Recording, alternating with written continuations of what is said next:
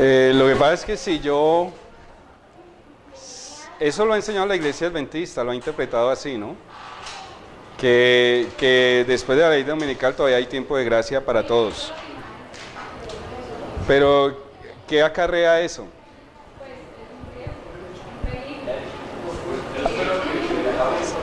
Para poder hacer lo que hablábamos esta mañana, o sea, la preparación es día a día. Ahorita ya que sabemos que viene el esposo, o sea, que ya viene Cristo, el tiempo de preparación es hoy.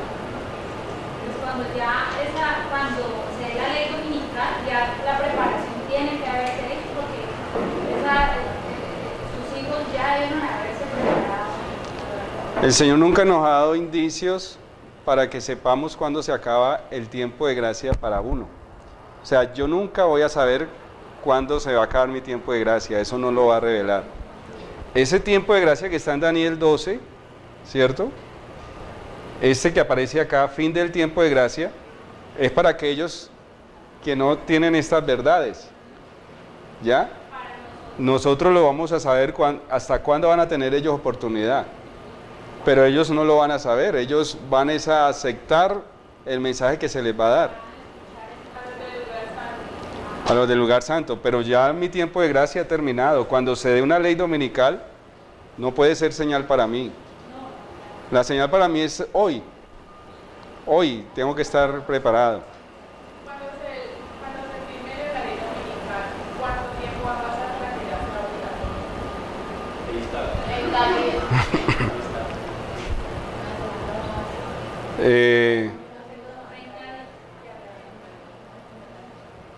Aquí está.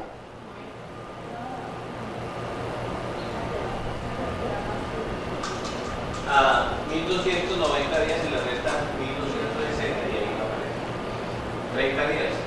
Sí. Va a durar 1260 días, ¿cierto? Pero antes va a haber una ley dominical en fase 1, que es en Estados Unidos.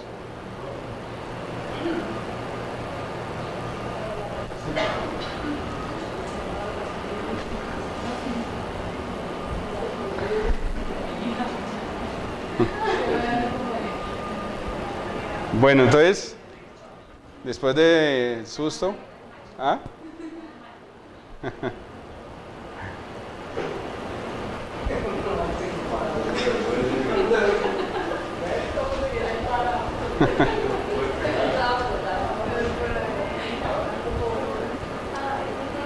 Bueno, entonces miremos lo siguiente, el inicio y el final del tiempo del fin.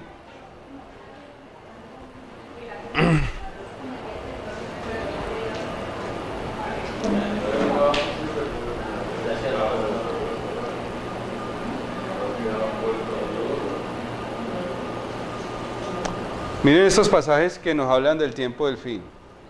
Hay que entender el tiempo del fin de la siguiente manera. El inicio del tiempo del fin y el fin de ese tiempo del fin. ¿Me comprenden? Porque la iglesia adventista enseña que ya empezó el tiempo del fin y que estamos en el tiempo del fin desde 1798. Estamos en el tiempo del fin. ¿Cuántos años han pasado? ¿Ah? Muchos años. Entonces, estamos en el tiempo del fin. Una cosa es entrar en la etapa del tiempo del fin y otra cosa es vivir las etapas finales de ese tiempo del fin. ¿Ya? Por eso aparece aquí varios versículos donde me habla del inicio del tiempo del fin y otros que me hablan del final del tiempo del fin. Daniel 8:17, por ejemplo, me dice: vino luego cerca de donde yo estaba, con su venida me asombré, me postré sobre mi rostro, pero él me dijo: entiende, hijo de hombre, porque la visión es para el tiempo del fin. Esa visión de las 2300 tardes, ¿cierto? Era para el tiempo del fin. O sea, 1798 después de 1798 se iba a cumplir. Daniel 8:19, y dijo: he aquí, yo te enseñaré lo que ha de venir al fin de la ira, porque eso es para el tiempo del fin. También me hace alusión de lo mismo. Daniel 12:4 ya me habla del fin de ese tiempo del fin. Pero tú, Daniel, cierra las palabras y sella el libro hasta el tiempo del fin. Muchos correrán de aquí para allá y la ciencia se aumentará. Cuando dice la ciencia se aumentará, quiere decir que el conocimiento profético será revelado, será conocido. ¿Cuándo será eso? Al final del tiempo del fin. 12:9 dice, él respondió, anda Daniel, pues estas palabras están cerradas y selladas hasta el tiempo del fin. Daniel 12. Está sellado hasta el comienzo del siglo. ¿Y está sellado todavía? Bueno, pero para la iglesia oficial está cerrado. ¿Ya?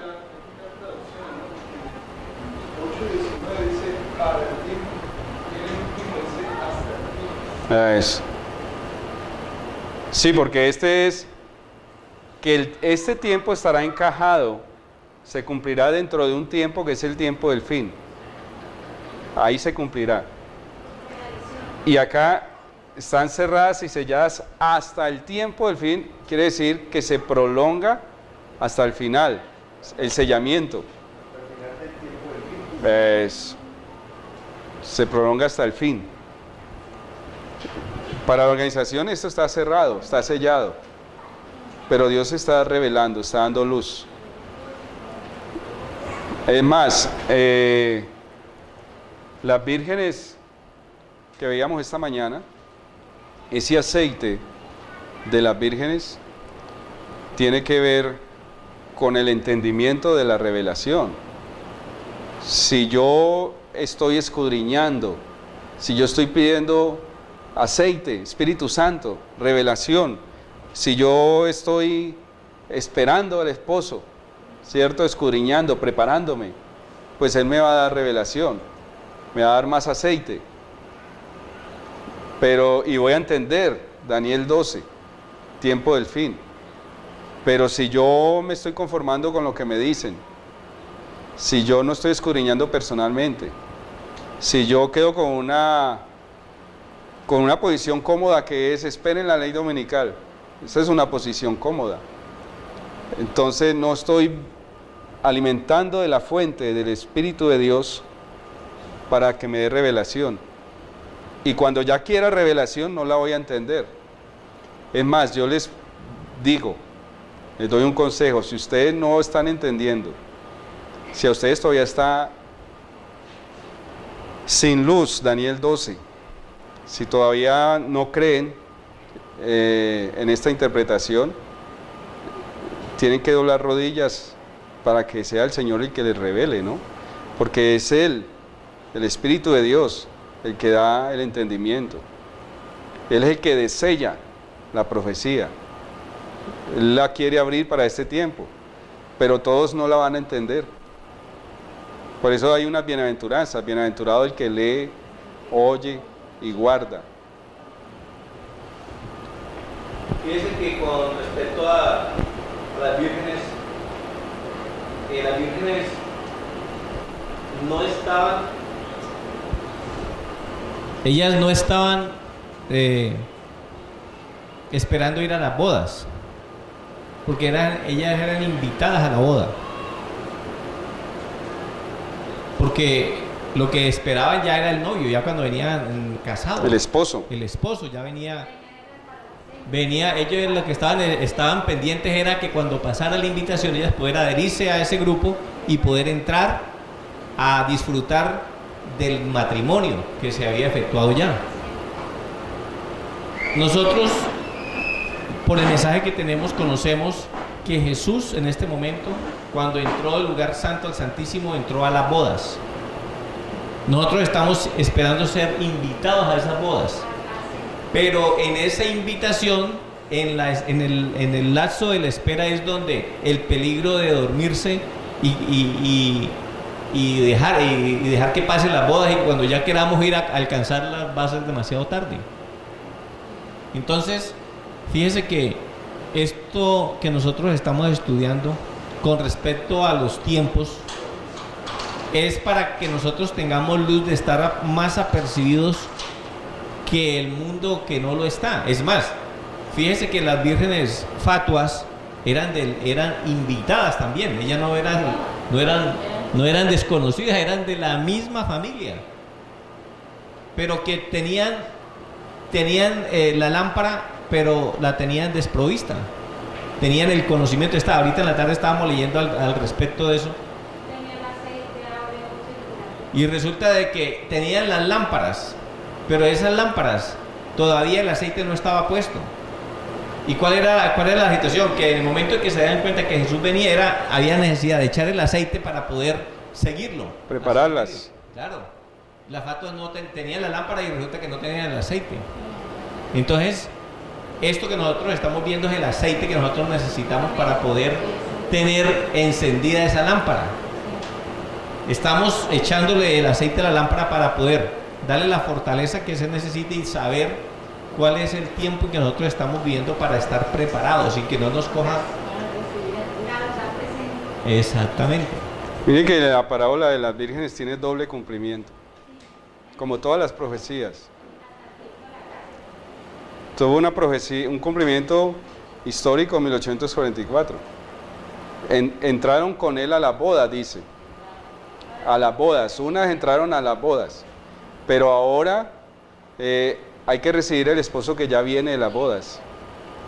O sea, entraron con él en el día de expiación, el inicio del día de expiación, pero ahora hay que saber cuándo va a salir del día de expiación, cuándo va a terminar, que ese es Daniel 12. ¿Ya? Daniel 12 me da el tiempo profético cuando él va a salir, va a terminar la purificación del santuario. Por eso dice que siguen al Cordero por donde quiera que van. Sí, exactamente, los 144,000.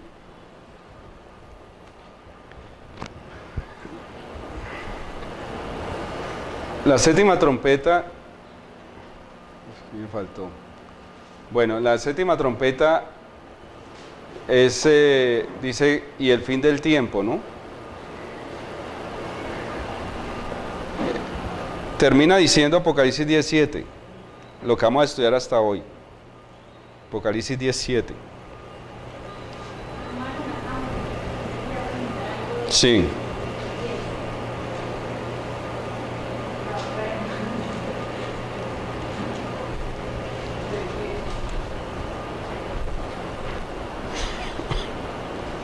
Después que dice que el tiempo no será más, ahora dice, versículo 7, sino que en los días de la voz del séptimo ángel.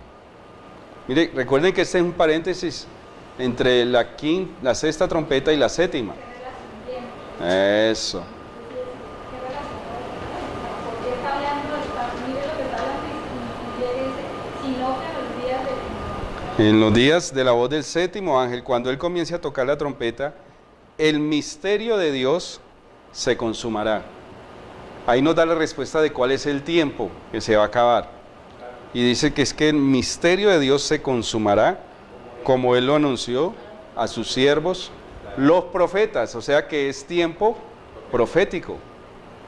¿Ya? Miren, la hermana, el comentario bíblico adventista, el comentario bíblico adventista hay que saberlo estudiar, ¿no? Es un comentario. Ellos a veces utilizan a la hermana Guay en algunas citas. Pero hay muchos escritos que no de la hermana Guay, sino de otros teólogos. Sí, teólogos. Y que han puesto sus conceptos. Eso. O sea, muchos piensan cuando ven el comentario bíblico adventista que es inspirado. No, es un comentario de varios teólogos y a veces citan a Elena de Guay. Entonces, hay que saber filtrar esos comentarios. Miren este, ante Juan se presenta una visión del templo de Dios con el arca de su pacto.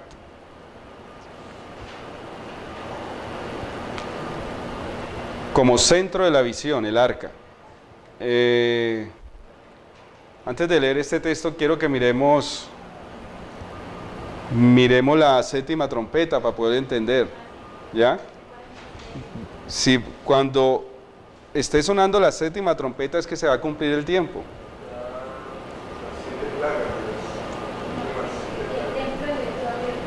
Vamos a leerlo.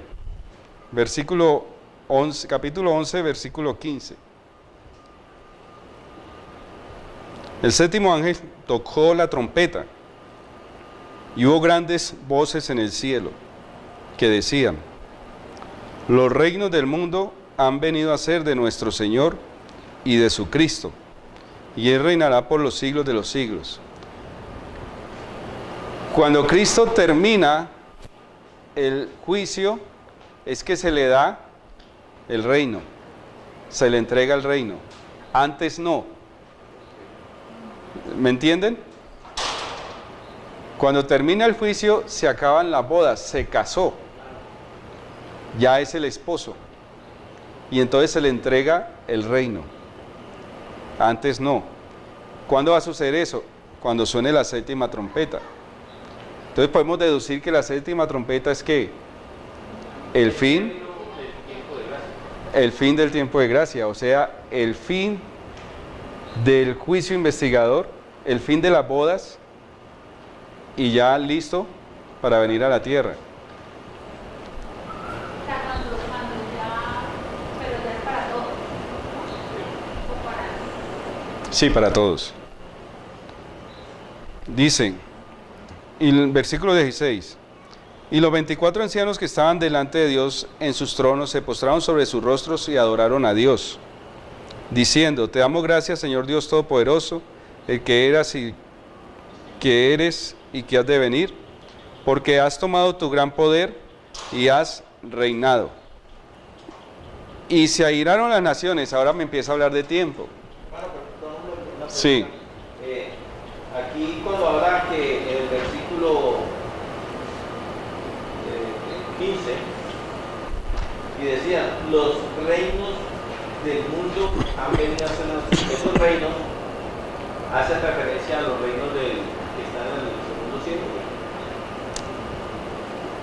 Los reinos del mundo hace referencia al reino que será instaurado finalmente después de la transformación de todas las cosas. Pero es que está hablando en plural. Los reinos. Sí. ¿Cuál es reino? Los reinos donde van a reinar los redimidos, que serán sacerdotes y reyes. Pero es que dice que ha venido a ser de nuestro Señor y de Cristo. O sea, porque antes no eran de él. O no reinaba. Para partir de que, o ¿Me sea, entiende lo que le quiero decir? El conflicto fue universal. Sí, es universal. Porque los ángeles, ¿de acuerdo? Porque hay unos que puede ser que estuvieron de parte del enemigo, pero en el momento que Dios los pone a tomar la decisión, entonces se pusieron de parte de Dios. Y ellos en algún momento tuvieron que haber despejado sus dudas. Pero estoy hablando en cuanto a los reinos se refiere a los reinos. Sí, lo que pasa es que Él va a ser Rey de reyes, Señor de señores. Esos reinos son los que se van a instaurar en la tierra transformada, ¿no? En el mundo nuevo y en la tierra nueva. Entonces, a los redimidos se les dará el privilegio de reinar junto con Él. Reinar es tener reino, tener un reino. Si un rey es porque tiene un reino. Ujú. Es como el texto de lo que habla aquí es: los reinos del mundo han venido a ser de nuestro Señor y de Jesucristo, y Él reinará. O sea, Reinará, claro. Está hablando ya del futuro. futuro. Entonces, mi pregunta aquí con respecto a los reinos, hace referencia a esos reinos que en este momento están bajo el dominio de Satanás. No, porque esos van a ser destruidos. No, pero se acuerda que nosotros estuvimos hablando de que cuando Jesús viniera, empezará a descender del tercer cielo hacia la tierra, Él va a desalojar de todos esos reinos, de todas esas galaxias que están posesionadas por los ángeles caídos. Va a empezar a hacer un barrido con todo eso hasta que llegue la tierra, y ellos se vendrán todos hacia la tierra, que es cuando el anuncio de la quinta trompeta es cuando... Ujú. Bueno, ¿tiene que ver algo con eso? Bueno, podría ser también, ¿no? Pero yo considero más bien que se refiere a los reinos que quedan sempiternos ya establecidos por la eternidad. Han venido a ser, es que es un matrimonio. El Padre es el Dios Padre. El Hijo se está casando con la esposa. Y el Padre le tiene preparado al Hijo que se va a casar una herencia o donde él va a disfrutar con su esposa. Ya son esos reinos. Ya se le entregan, cuando él se case, se le entregan, ya son tuyos, para que vayas a disfrutar con tu esposa. Bueno, entonces sigamos leyendo la séptima trompeta. Versículo 18. Y se airaron las naciones, y tu ira ha venido. Y ahora empieza a hablar de tiempo, mire. ¿De qué tiempo me habla la séptima trompeta? Del tiempo de juzgar a los muertos.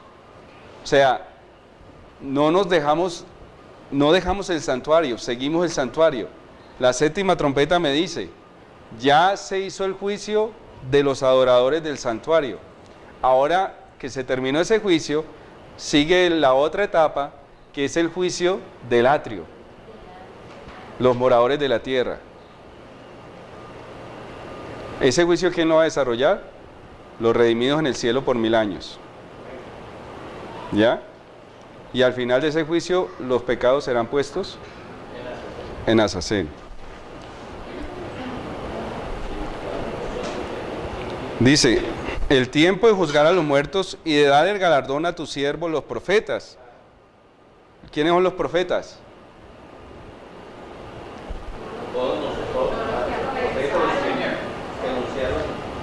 Los que estudiaron la profecía, la entendieron y la proclamaron. A los santos y a los que temen tu nombre, a los pequeños, a los grandes, y de destruir a los que destruyen la tierra. Ese es el tiempo de la séptima trompeta. Entonces, cuando dice que sino que en los días, ¿cierto? Cuando el séptimo ángel empiece a tocar la trompeta, el misterio de Dios se consumará. ¿Qué tiempo es el que se cumple ahí, que se consume? Como Él lo anunció a los siervos, los profetas. El fin del día de expiación, el fin del Kipur, el fin de ya se purificó el santuario, ahora seguimos con el juicio del atrio, ¿ya? Del atrio exterior. Bueno, perdón, me equivoqué ahí porque el fin del Kipur no es cuando se termine la purificación del santo, sino cuando ya se purifique también el atrio, ¿no? Sí, y los pecados se han puesto sobre Azazel, ahí se termina la expiación total. Después del milenio. Sí. Sí, porque es la purificación del atrio, con fuego. Entonces, ¿qué es ese tiempo? El tiempo cuando ya es el tiempo de reconocer a sus siervos, darle el galardón a sus siervos, pero también de destruir a los que destruyen la tierra. O sea, el tiempo del juicio de los muertos. Miren lo que dice el comentario.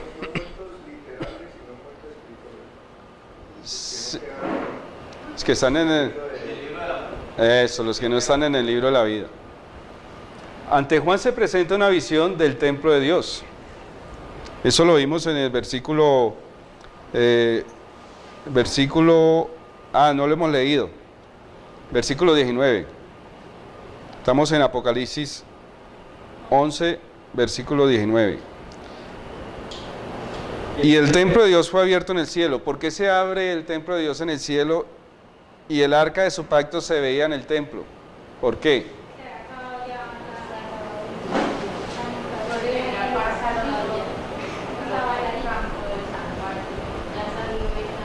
Él ya había salido del Santísimo, ahí se abrió un velo y el arca se veía desde el Santo.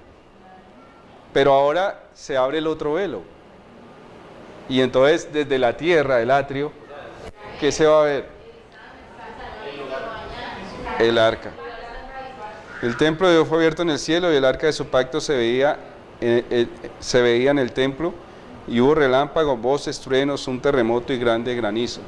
La séptima trompeta es el mismo acontecimiento del sexto sello.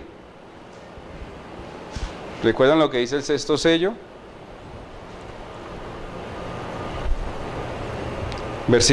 Capítulo 6, versículo 14. Y el cielo se desvaneció como un pergamino que se enrolla, y todo monte y toda isla se removió de su lugar. Es como el velo que se abre. Y los reyes de la tierra y los grandes, los ricos, los capitanes, los poderosos, y todo siervo y todo libre se escondieron en las cuevas y entre las peñas de los montes. ¿Y qué decían? Y escondernos.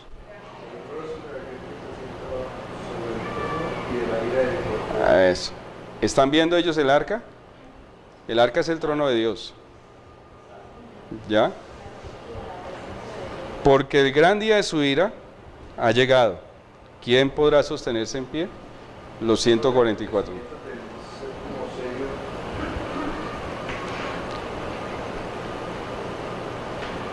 El silencio en el cielo.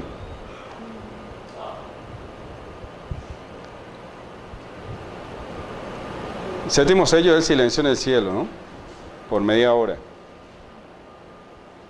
que pasa es que aquí en el sexto sello está tocando acontecimientos que van a presentar no solamente en el sexto, sino en el séptimo. Ah, no, la otra es la séptima trompeta. Lo que pasa es que las profecías, séptimo sello, los 7 sellos, las 7 trompetas, inclusive también las 7 iglesias, nosotros podemos ver un cuadro comparativo y vemos que son sucesos que se van a ir cumpliendo simultáneamente. O sea, el sexto sello me habla de lo que va a suceder en la sexta trompeta. El quinto sello me habla, tiene una analogía también con la quinta trompeta. Cuando uno estudia, comparando las profecías, uno encuentra similitudes de acontecimientos. Pero hermano, una pregunta, o sea, estamos, no sé si entendió mal, las trompetas se están dando en el tiempo antes de la ley dominical. Durante. Eso es lo que vamos a leer aquí en el comentario porque la posición oficial es esta, miren. Ante Juan se presenta una visión del templo de Dios con el arca de su pacto como centro de la visión. En el santuario terrenal, que era una reproducción del verdadero, que está en el cielo, el arca estaba en el lugar santísimo, que era el centro del servicio del día de expiación, día que simbolizaba el juicio. Durante el transcurso de la séptima trompeta, Juan ve el templo de Dios en el cielo, y específicamente el arca de su pacto, lo cual significa que ha comenzado la segunda y última parte del ministerio celestial de Cristo. Mire cómo lo interpretan esa séptima trompeta. La interpretan como que cuando Cristo entró por primera vez al lugar santísimo, dio inicio a la séptima trompeta, que corresponde con el simbólico día de la expiación. Otros pasajes revelan que esta fase final de la obra de Cristo comenzó en 1844. Por lo tanto, los adventistas del séptimo día colocan el comienzo de la séptima trompeta en ese año, 1844. Para la iglesia oficialmente, nosotros estamos en la séptima trompeta.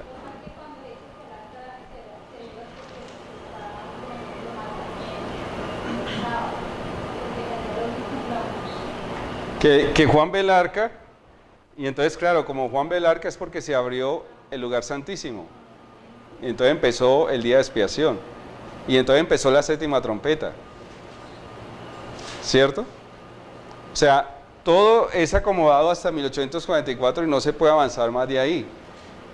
Pero si nosotros, como lo hicimos ya, analizamos la séptima trompeta,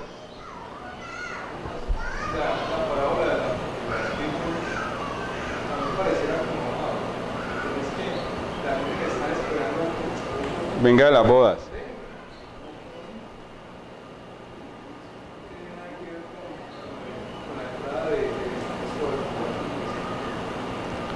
Sí, lo que pasa es que son profecías de doble cumplimiento, se dan en la historia y se repiten al final. Cuando se termine el proceso de las bodas, se va a repetir.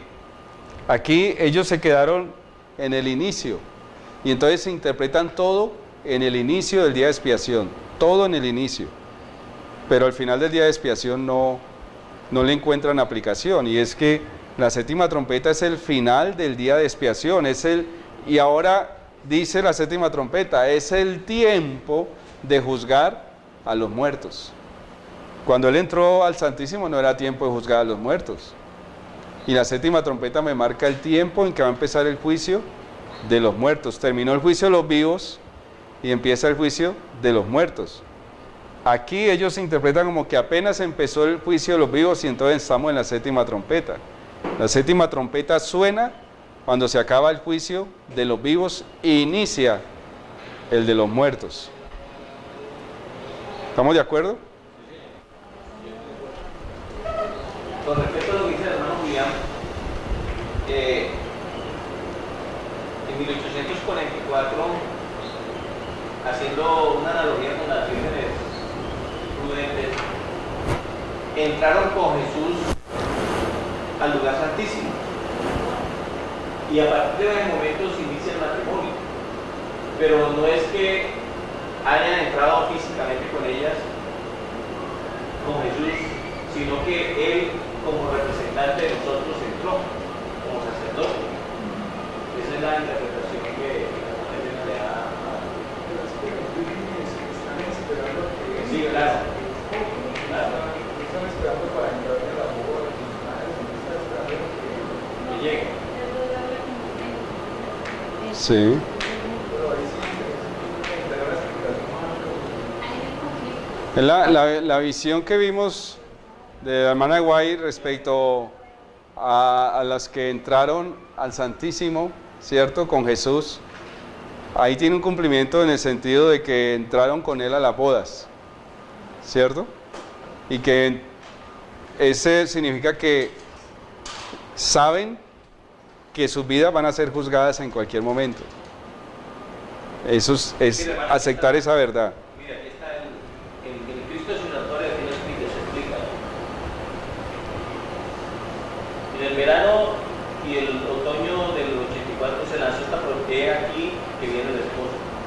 Se conocieron entonces las dos clases de personas representadas por las vírgenes prudentes y pastas.